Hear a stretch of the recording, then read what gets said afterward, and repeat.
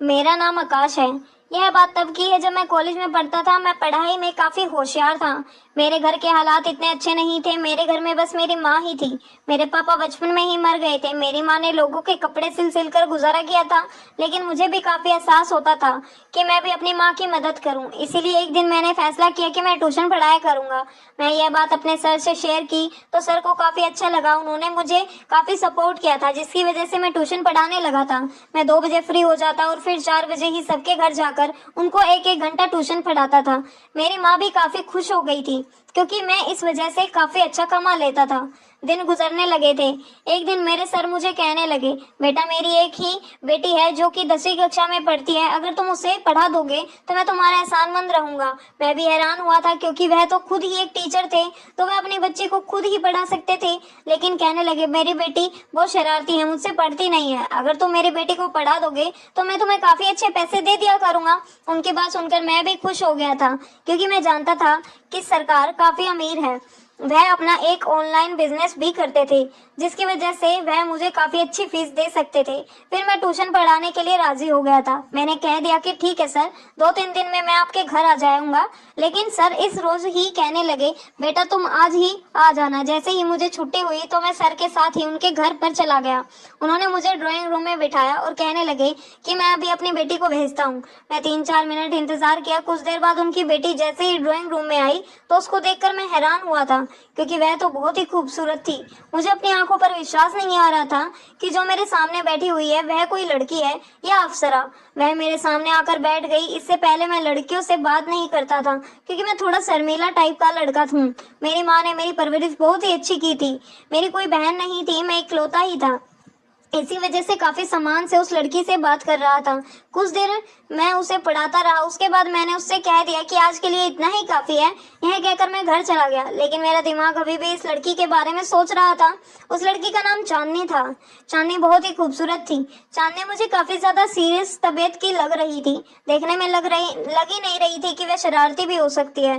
पर अगले दिन मैं हैरान हो गया, क्योंकि मैं बिना बताए चांदनी के घर चला गया था। जब मैं चांदनी को इस हालत में देखा तो मैं जल्दी से अपनी आंखें झुका लिया। वह अपने फ्रेंड्स के साथ खेल रही थी। मैंने उसे बस एक ही नजर देखा था, लेकिन उसने जैसे ही मुझे देखा जल्दी से अंदर चली गई। कुछ ही देर बाद मेरे पास पढ़ने के लिए आई।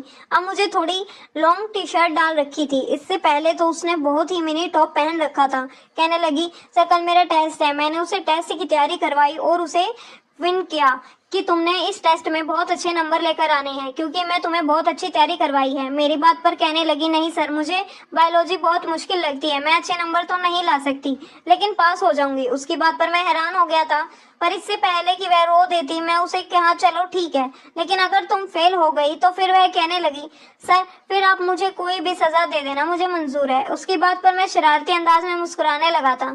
मुझे कह दिया, ठीक है, अगर तुम फेल हुई तो मैं तुम्हें जो सजा दूंगा। अब मैं उसका इंतजार करने लगा कि कब वो टेस्ट में फेल हो जाए, मैं उसे कोई सजा दे सकूं। ना जाने क्यों मुझे चांदनी को तंग करने में काफी मजा आने लगा था। फिर अगले दिन भगवान ने मेरी सुन ही ली और वह टेस्ट में फेल हो गई थी। मेरा दिल खुशी से उछलने लगा था, लेकिन मैं बनावटी गुस्सा उसके अपने चेहरे पर लिए सजाए और चांदनी से कहने लगा, यह तुमने क्या कर दिया? तुमने इतनी अच्छी तैयारी करवाई थी, लेकिन तुम टेस्ट में फेल हो गई। वे कहने लगी, सर आप मुझे जो भी सजा दें मुझे मंजूर है, पर मुझे पढ़ाया हुआ सब कुछ भूल गया है। मैं क्या करती, मुझे बायोलॉजी बहुत मुश्किल लगती है। वह बहुत मासूमियत से मुझे कह रही थी। मैंने उसे कहा कि मैं तुमसे कल क्या कहा था? कहने लगी, आपने यही कहा था कि अगर मैंने टेस्ट अच्छा ना दिया और मैं फेल हो गई तो आप मुझे सजा देंगे। मैंने उसे कहा कि ठीक है, फिर क्या सजा चाहिए? वह कहने लगी, आप मुझे जो भी सजा देंगे मुझे मंजूर है। उसकी मासूमियत और खूबसूरती पर मेरा दिल बहकने लगा था। मैंने एक नजर उसके ऊपर डाली थी। हम दोनों के अलावा कोई भी मौजूद नहीं था। मेरे साथ इतनी खूबसूरत लड़की मौजूद थी और उसकी सुंदरता को देखकर मेरा दिल भागने लगा था। अजीब अजीब से ख्याल आ रहे थे। मेरे ऊपर शैतान सवार हो गया था। मैंने उसे धीरे से कहा, तो फिर ठीक है, मेरे पास आओ, मैं तुम्हें सजा देना चाहता हूँ। चांदनी बहुत ही मासूम थी। वह मेरी बात मान गई और मेरे पास आकर बैठ गई थी। मैंने उससे पूछा कि तुम कितने साल की हो? वह कहने लगी कि मैं तो 15 साल की हूँ। वह 15 साल की थी और मैं 20 साल का था। मुझे उससे कहा कि मैं तुम्हें कोई भी सजा दूंगा तो क्या तुम अपने घर वालों को वह सजा बता दोगी? वह कहने लगी, नहीं सर, मैं अपनी सजा क्यों बताऊंगी? अगर ऐसा किया तो पापा मुझ पर गुस्सा होंगे, क्योंकि मैं आपके पढ़ाने के बावजूद अपनी पढ़ाई पर ध्यान नहीं दे पाई। इसीलिए मैं वह सजा किसी को भी नहीं बताऊंगी। मैं खामोश हो गया था। उसका गुलाबी शराफा देखकर मेरा दिल चाहा उसे बाहों में भरकर चूम लूं, लेकिन मेरा दिल यह करने से इनकार कर रहा था। कहीं ना कहीं मेरी माँ की दी हुई अच्छी परवरिश ने मुझे रोक लिया था। इसलिए मैंने फैसला कर लिया और उससे कहा कि नहीं, मैं आज तुम्हें सजा नहीं दूंगा, लेकिन अगर आइंदा तुमने किसी भी टेस्ट में इस तरह की कोई भी गलती की और फेल हो गई तो मैं तुम्हें जरूर सजा दूंगा। चलो आज के लिए यह माफ कर देता हूँ। तो वह खुश हो गई थी और मैं वापस उसे पढ़ाने लगा था। एक दिन मैं कॉलेज से ही था जब सर मेरे पास आए और कहने लगे, बेटा मुझे तुमसे कोई बात करनी है। मैंने सर से कहा कि सर मैं कक्षा क्लास में ले लूं, उसके बाद आराम से आपके पास आ जाऊंगा। आपने मुझे जो भी कहना हो मुझे कह दीजिएगा। इस तरह से क्लास के बाद करके पास हो गया। तो सर बिजी थे। कुछ देर बाद ही मैं अंदर गया। सर कहने लगे, हाँ बेटा बैठो, मैं तुमसे चांदनी के बारे में बात करनी है। यह सुनकर मैं हैरान हो गया था कि अचानक से उनका क्या बात करनी है, लेकिन सर कहने लगे, बेटा मैं चाहता हूँ चांदनी तुम्हारे घर चली जाए। उनकी यह बात सुनकर मैं हैरान हो गया था कि आखिर वह ऐसा क्यों चाहते हैं। सर कहने लगे, बेटा मैं तुम पर विश्वास करता हूँ, तुम बहुत अच्छे लड़के हो, इसलिए चाहता हूँ मेरी बेटी तुम्हारे पास ही रहे, क्योंकि मुझे किसी काम के लिए बाहर जाना है, लेकिन शहर में मेरा कोई नहीं है जिसके पास मैं अपने बेटी को छोड़ दूँ, और वैसे भी उसके टेस्ट हो रहे हैं। मैं यही सोचा कि तुम उसको पढ़ाते हो, इसीलिए मैं उसे तुम्हारे पास ही छोड़ देता हूँ। तुम्हारे घर पर तुम्हारी माँ है, उसका ख्याल रख लेगी। मैंने सर की बात सुनी तो मैं तो हैरान में डूब गया कि मैं क्या फैसला करूं, लेकिन मैंने सर को कह दिया, सर कोई बात नहीं, मैं आपकी बेटी को अपने घर पर ही पढ़ा दूंगा। लेकिन अंदर से मेरा दिल कहीं कांप रहा था, क्योंकि मैं बहुत मुश्किल फैसला लिया था कि ऐसा हो सकता है कि मैं अपने दिल को, चांदनी को अपने ही घर में देखकर कैसे संभाल सकता हूँ। इतनी खूबसूरत लड़की मेरे पास मेरे साथ रहने वाली थी, लेकिन फिर मैं अम्मा का सोचा कि वह तो घर पर मौजूद होंगी, मैं उसे अपनी माँ के पास ही सुला दिया करूंगा। ये सोचकर मैं सर को हाँ कर दी थी। फिर सर मुझे अपने साथ अपने घर ले गए। सर ने शायद चांदनी को फोन करके तैयार रहने के लिए कह दिया था। उसके बाद एक छोटा सा बैग भी था। चांदनी काफी उदास थी। सर उसे समझाने लगे, बेटा देखो अपने टीचर को तंग मत नहीं करना है, अब यह आपको पढ़ाएंगे और अपनी माँ अपना ख्याल रखेगी, मैं इस पर भरोसा कर रहा हूँ। लेकिन तुम बहुत शरारती हो, मुझे डर है कहीं टीचर को तंग करो ना और वह तुम्हें डांट ना दे, इसलिए मैं चाहता हूँ कि तुम्हें तंग मत करना और वह जैसे पढ़ाए वैसे ही पढ़ना, वह जो कहे उस बात को मानना, वही करना है जो तुम्हारे सर कहे। चांदनी कहने लगी, ठीक है पापा, मैं सिर को शिकायत का मौका कभी नहीं दूंगी और सर को तंग भी नहीं करूंगी। इस तरह मैं चांदनी को अपने घर लेकर चला गया था। मेरे पास कोई गाड़ी तो नहीं थी, मैं मोटरसाइकिल पर था, इसलिए चांदनी को अपने पीछे बिठाया और उसका बैग मैंने अपने आगे रख लिया था। चांदनी काफी आराम से बैठ गई थी। उसने एक हाथ मेरे कंधे पर रख दिया था तो मुझे कुछ अजीब सी हलचल होने लगी थी। मेरा दिल अजीब अंदाज में खुद को दूर रखे मत ही मेरा दिल उसकी तरफ खींचने लगा था, लेकिन मैं खुद पर काबू पाया और उसे अपने घर लेकर गया था। अम्मा ने उसे देखा तो बहुत हैरान हो गई थी। मैं अम्मा को सारी बात बता दी थी। कहने लगी, इधर आओ बेटा, मुझे तुमसे कोई बात करनी है। मैं अम्मा के रूम में गया तो अम्मा कहने लगी, बेटा तुमने यह क्या कर दिया है? तुम जानते हो ना कि तुम्हारी कजन की शादी है, जहाँ मुझे भी जाना है, पर शादी दूसरे शहर में है और 3-4 दिन बाद ही आऊंगी। तो अब तुम चांदनी को लेकर गए हो, अब वह अकेली कैसे रहेगी? अम्मा की बात सुनकर मेरे दिमाग में आया कि भूल ही गया था, उनको तो एक शादी पर जाना है। अब मैं क्या करता? मुझे काफी अजीब लग रहा था, लेकिन मैं खुद को समझाया। अम्मा को कहने लगा, आप इस समस्या का हल निकाल लें। अब ऐसा तो नहीं कर सकता कि चांदनी को वापस भेज दूं, क्योंकि चांदनी के पापा चले गए हैं और अगर मैंने सर को अब इनकार किया तो उन्हें अच्छा नहीं लगेगा। इसलिए ऐसा करते हैं कि आप शहर चले जाएं, मैं चांदनी को संभाल लूंगा, वह बहुत ही अच्छी बच्ची है, मुझे कोई दिक्कत नहीं होगी। माँ कहने लगी, नहीं ऐसा नहीं कर सकते, मोहल्ले के लोग बातें बनाएंगे। मुझे गुस्सा आ गया। मैंने कहा, माँ अब मोहल्ले वालों की बातों पर कब से विश्वास करने लगी? आपको पता है ना कि मेरी नीयत क्या है? क्या आपको अपने बेटे पर भरोसा नहीं? आप ऐसे करें, आप आराम से शादी में जाएं, सब कुछ मुझ पर छोड़ दें, अपने बेटे पर छोड़ दें। आपकी परवरिश पर कोई भी दाग नहीं आने दूंगा। मेरी माँ को मुझ पर विश्वास था और मुझ पर विश्वास करते हुए वह भी शादी पर चली गई। अब इस घर में मैं था और मेरे साथ चांदनी थी। वह मुझे पूछने लगी, सर आपकी माँ कहाँ गई? मैंने कहा उन्हें कुछ काम था, रात तक आ जाएंगी। मैंने उसे कुछ भी नहीं बताया और यही कहा कि अम्मा काम से गई हैं, वह जल्दी ही वापस आ जाएंगी। मैं चांदनी को पढ़ाने लगा था।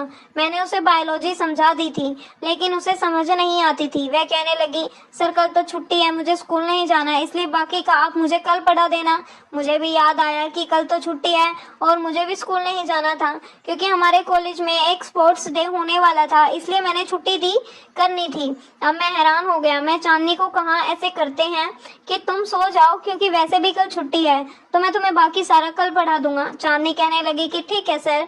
मैंने उसको रूम का रास्ता दिखाया तो वह चली गई, लेकिन फिर अचानक ही उसे मेरी माँ का ख्याल आया। वह कहने लगी, सर आपकी माँ तो अभी तक नहीं आई, वह कहाँ है? मैंने उसे बहाना बनाया और अम्मा रात को आ जाएंगी, वह बस पास ही गई हैं, वह बहुत जल्दी ही आ जाएंगी। उसे मेरी बात पर विश्वास आ गया था लेकिन अंदर से मैं भी परेशान हो गया था क्योंकि मुझे अब लगने लगा था कि मुझे ऐसा नहीं करना चाहिए था। मुझे उससे झूठ नहीं बोलनी चाहिए थी लेकिन मैं मजबूर था। मैं नहीं चाहता था कि चांदनी को पता चले कि इस घर में हम दोनों अकेले हैं और उसके दिल में मेरे बाद गुमानी पैदा हो जाए। वह अपने रूम में जाकर लेट गई तो मैं भी अपने रूम में आ गया था। मैं गहरी नींद में था कि तभी मुझे ऐसा लगा कि अचानक आधी रात को मेरे रूम का दरवाजा खुल गया था। मेरे रूम में अंधेरा था तो मुझे ऐसा महसूस हुआ जैसे कोई मेरे बिस्तर पर आकर लेट गया हो। यह देखकर तो मेरे होश उड़ गए थे। अचानक मुझे चांदनी का ख्याल आया। मैं जल्दी से अपने रूम में मौजूद हल्की लाइट ऑन कर दी, लेकिन जैसे ही मेरी नज़र चांदनी पर गई तो मैं हैरान रह गया था। मेरे बिस्तर पर चांदनी लेटी हुई थी। मैंने कहा, चांदनी यह क्या हरकत है? तुम यहाँ पर क्या करने आई हो? अपने कमरे में जाओ। कहने लगी, सर बुरा मत मानना लेकिन मुझे अंधेरे में और अकेले घर में सोने की आदत नहीं है। मैं कभी अकेली नहीं सोई, जब भी सोती हूँ पापा के रूम में ही सोती हूँ। मैंने अपना बेड पापा के रूम में ही लगा रखा है और अगर मैं गलत नहीं हूँ तो मैं यह भी जानती हूँ कि इस घर में मेरे और आपके अलावा कोई भी मौजूद नहीं है, लेकिन मैं क्या करूं, मुझे अकेले घर में डर लगता है। मैं अकेले नहीं सो सकती, इसलिए मैं आपके पास सोऊंगी। मैंने उसकी बात सुनी तो उसके पागलपन पर मेरा जी चाहा अपना सर दीवार पर मार लूं। ये कैसी लड़की है जो मेरे साथ रहने में शर्म महसूस नहीं कर रही है? मैंने उसे कहा, चांदनी तुम इतनी छोटी भी नहीं हो। वह तुम तो जानती हो ना, हम दोनों एक रूम में नहीं रह सकते। क्या अब यह भी मुझे तुम्हें समझाना पड़ेगा? वह कहने लगी, मैं जानती हूँ लेकिन मैं क्या करूँ, मैं मजबूर हूँ। मैं कभी भी अकेली नहीं सोई हूँ। मैं बहुत देर तक अकेले रूम में सोने की कोशिश कर रही थी लेकिन मुझे बहुत ज़्यादा डर लग रहा था। बहुत मजबूरी में आपके कमरे में आई हूँ। मैंने सोचा चुपचाप आपके पैरों की तरफ जाकर सो जाऊंगी लेकिन अकेले कमरे में नहीं सोऊंगी। यह वह कहकर रोना शुरू कर दी चुकी थी।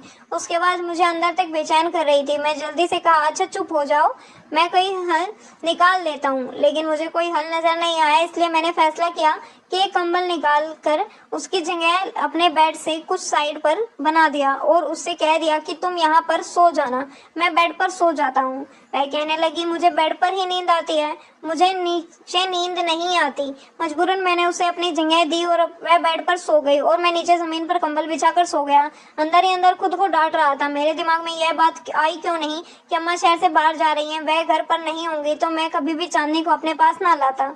लेकिन अब चांदनी मजे से मीठी नींद में सो रही थी जबकि मुझे जमीन पर नींद नहीं आ रही थी। ऊपर से चांदनी के सोने का ढंग मुझे और भी डिस्टर्ब कर रहा था। एक तो वह बहुत ही खुला नाइट सूट में थी, ऊपर से कंबल भी नहीं उड़ रही थी।